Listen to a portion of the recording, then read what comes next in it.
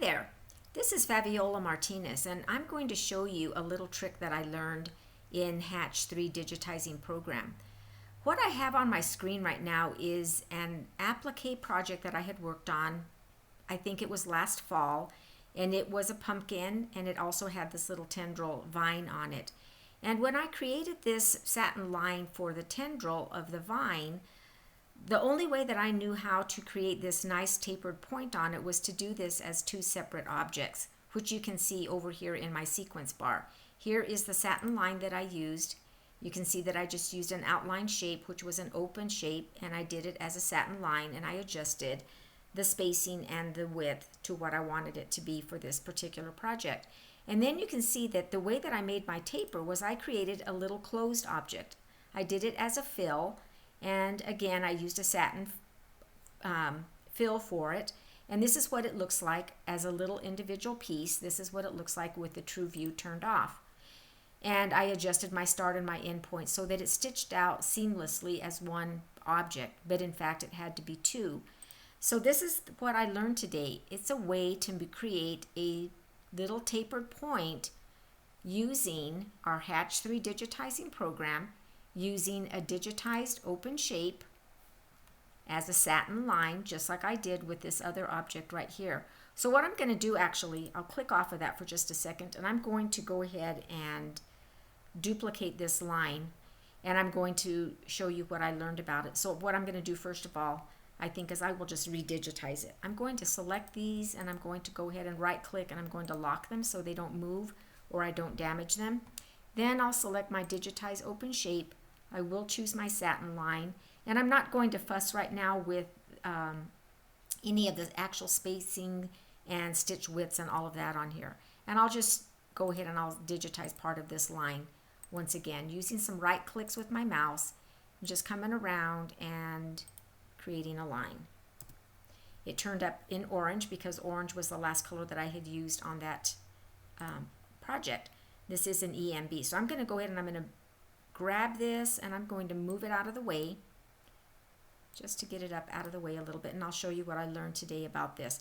So we know that whenever we have created a satin line using the line tool, that typically, even though we might want to go ahead and turn on our reshape tool, we'll look at it and we will see all of the nodes that created this line.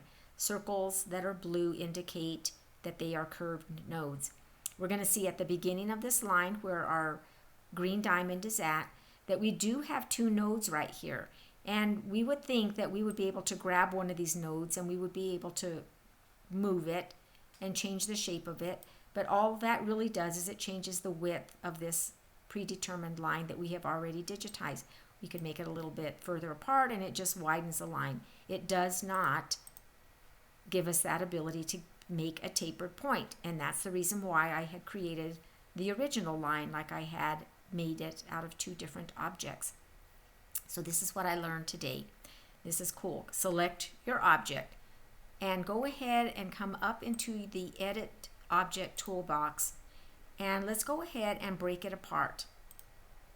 All right. This is why it's always so fun to experiment with our software when we've got a little bit of time to play. When we break that line apart, look what happens.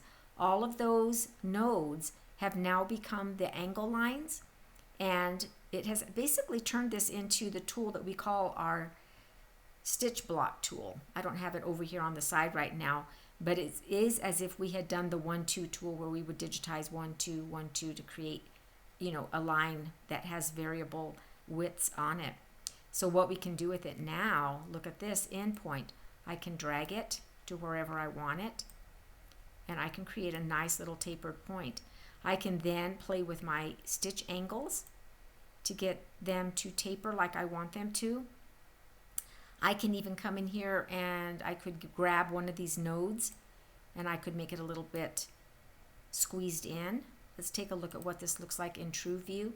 I'm sure by now you're getting the point of how we can create a nice tapered end in many different ways. Actually, we could create all kinds of different tapers with this tool. Once we have selected it and used the break apart in the Edit Objects toolbar, we can transform this line to look like anything that we want it to look like. And anyway, I thought that this is such a new idea for me that I had never thought of before, and doesn't limit us anymore to how we can create those ends on satin lines. I thought that you would enjoy watching this. Isn't that a cool thing? And remember also, we can always, I mentioned it before, we can always play with these stitch angles in order, and the nodes, in order to get the exact effect that we want out of here. We could even come back in here and we could remove all of the stitch angles if we wanted to, which makes it look really weird and strange, but then we could come back in and we could add in the stitch angles wherever we want them to be, you know, just in order to create this line like we want it to end up looking like. So we can just continue to play with it and get the final effect that we want for our tapered end. Makes me want to completely redigitize this project now that I know how to make the vine a little different. How about you?